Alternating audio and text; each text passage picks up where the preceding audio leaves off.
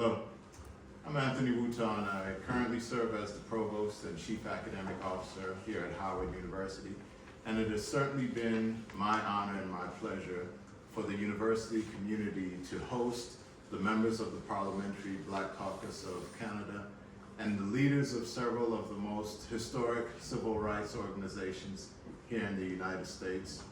It's my pleasure to welcome Mr. Mark Morial, the President of the National Urban League. Thank you. Let me just express gratitude to Howard University, to the Canadian Legislative Black Caucus, also to my colleagues in civil rights, and to all of the visiting delegation from Canada for what has been an enlightening, educational, and encouraging conversation. We've learned a lot about Canada, about Black Canadians, about their challenges, their struggles, and their hopes. And the importance of today is for us to see this as a beginning. The beginning of a conversation, the beginning of collaboration, and a beginning of friendship as we truly unite the Black diaspora here in the Western Hemisphere around shared interests to confront shared challenges. So we're going to hear from my colleagues, but before doing so, let me proudly introduce Michael Coteau, who's co-chair of the Canadian Parliamentary Black Caucus. Thank you. Well, thank you so much. I want to first start by thanking Howard University. To be here today, really for a historic moment is incredible as a Black Canadian and as someone from the African diaspora. The meetings that we've been able to have with presidents and members of the leading civil rights groups here in America is a huge opportunity for us as a Parliamentary Black Caucus. I think that this is the start of an ongoing conversation on how we can improve the lives of Canadians and Americans through, and Canadians and Americans in general, through looking for ways to strengthen academia, look at economic development, and look for ways to really build the diaspora here in the Western Hemisphere. I have my two colleagues, two senators here joining me. I don't know if you want to come up and just say a quick word. Thank you so much. Thank you. My name is Bernadette Clément, Senator for Ontario. I was here as a kid 40 years ago, seeking some inspiration with my mom and my aunt. Never could I have imagined being back here now and meeting with all of these folks. And I'm hoping that this meeting sends a message to young Black Canadians that there is a diaspora, there's a powerful connection with people who are doing all kinds of social justice work, and that they can see themselves reflected here, and that they can feel welcome and feel part of this powerful connection. Merci. I'm Rosemary Moody. I'm the co-chair of the Black Parliamentary Caucus. We are two communities that have a deep and historic bond and a unique relationship. And we have an opportunity here to build the ties across border that address economic opportunities, that address opportunities to correct justice, issues with justice that we both face. And so we are in a position here to have dialogue and to further understand what each of us has done and how we can move into the future together. Thank you. Thank you, and we're very excited. So now we're going to hear in this order: Melanie Campbell, Derek Johnson, Janae Nelson, Damon Hewitt, and then Dr. Joe Leonard from Howard will close. Thank you, Mark, and thank you to Howard University, the Black Canadian Parliamentary Black Caucus. It was really a historic moment, I believe. And as we all were talking in the meeting about this being the 30th anniversary of George Floyd, and to be able to share with others some of the common challenges, but also some of the common hopes, and to see that my hat as the president of the National Coalition on Black Civic Participation and convener of the Black Women's Roundtable, that second hat, I was so inspired to hear that women Black women in Canada are rising as we are here in the United States, and how important that is that we build coalitions across not just the geography, but also gender and also issues, and understanding that your struggle is my struggle is your struggle, and together we will rise and make sure that our people are able to thrive. Thank you. I want to thank the organizers for the event. It was a great conversation about opportunities. The NAACP was actually founded in Niagara, Canada, because African Americans could not convene in safety on this soil.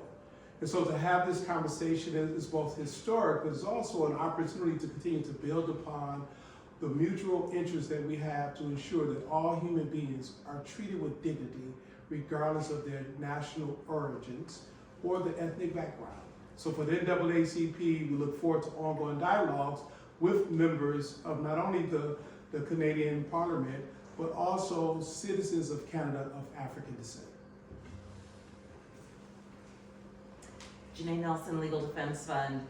We are honored to be part of this coalition of leaders to discuss anti-Black racism and its global impact. The fight for justice, the fight for racial justice, and the fight against anti-Black racism is a global one.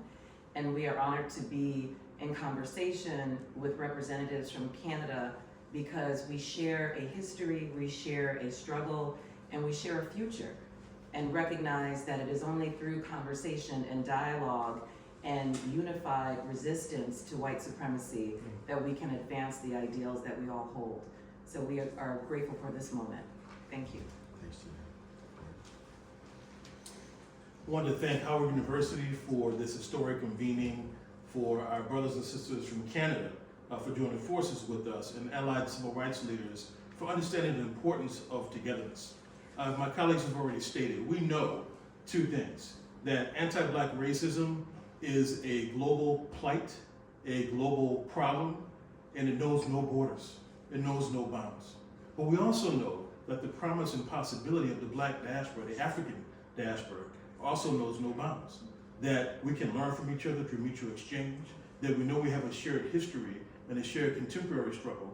And as other colleagues have said, we want to build the future that we deserve together, a shared prosperity and a shared resonance, increasing voice, opportunity, and power for Black people all across this nation, all across both nations, and all across the world.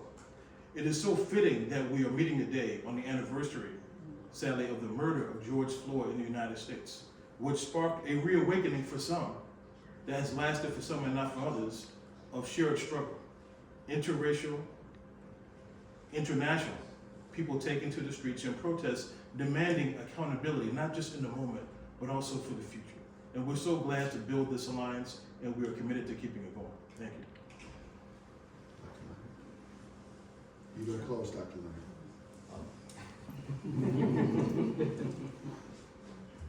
Well, I want to thank the PBC for meeting here at Howard. I want to thank Provost for allowing this August meeting to occur. And more importantly, I also want to thank my brothers and sisters in the civil rights movement who I've worked with. Oh my God. This is why I'm not allowed to do these things. I want to thank my longtime colleagues in the American Civil Rights Movement, but it's not really that. They've made the point several times, it's a diasporic civil rights movement. So we want to thank you, and there's much work to be done.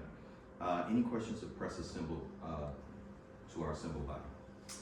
Yeah, Michael or Senator Negro wants to answer. I'm curious, when you go back to Canada, is there something that you're going to take back, that you're going to tell your colleagues that you learned here over these past few days? That a lot of the work that needs to be done has to be done through the leadership of my colleagues who are from the diaspora, but also supporters of the initiative, that we need to continue to move it beyond just the caucus, but into the parliamentary process to look for opportunities to continue these conversations. They are important. We all come from, our origins are from Africa, and we have, our stories are a little bit different, but the roots are all the same. And you know, Black people have been here since the very beginning of America and Canada. We contribute the GDP contribution of the American spend by African Americans is almost equal to the GDP of Canada as a whole. The populations are similar. I think there's a huge opportunity for us to look for ways to, you know, to leverage that spend power, the academic success, the success we have in many different fields to not only help our community, but to help build this country and this continent. So I think that people, you know, need to know that in general, that there's a huge influence here that we can work with in America through the diaspora to benefit each country and our communities as a whole. I think that's the strongest message I can bring back, that there's lots of work to be done, and this is just the beginning. Just a question to you. If you go to any of the leaders of the civil rights organizations about what you learned from Canadian politicians, maybe you were surprised to hear, or something that you'll sort of take away from your meetings with. I think we learned about the fabric, the leadership, the dynamism, as well as the challenges of Black Canadians. I think we were struck by the similarities, the issues with policing, the justice system, poverty, lack of representation and voice, the similarities in conditions and struggles, I think are much clearer to us than they were before this meeting. I think we learned about some specifics and details about the civil rights struggles in Canada. And that Canada, yes, had slavery. Canada, yes, had segregation. Canada does have a right-wing hate movement, similar to the United States. And so I think we learned a lot, but I think we come away from this with energy that we can learn from you, you can learn from us, and that in this unity, there's a new strength. So I think I'll be visiting Canada in about 2 weeks to both Ottawa and Halifax, and look forward to deepening this. I know other colleagues will be visiting. We've also extended an invitation for these leaders and others to bring delegations to. Many of us have summer convenings, summer conferences, meetings. The National Urban League that I lead will be meeting in Houston in July. There are many easy steps we can take to further the collaboration that began today. Any further questions? I want to thank the media for coming and thank the team here at Howard, the Canadian delegation colleagues, thank you all, and together we move. Thank you.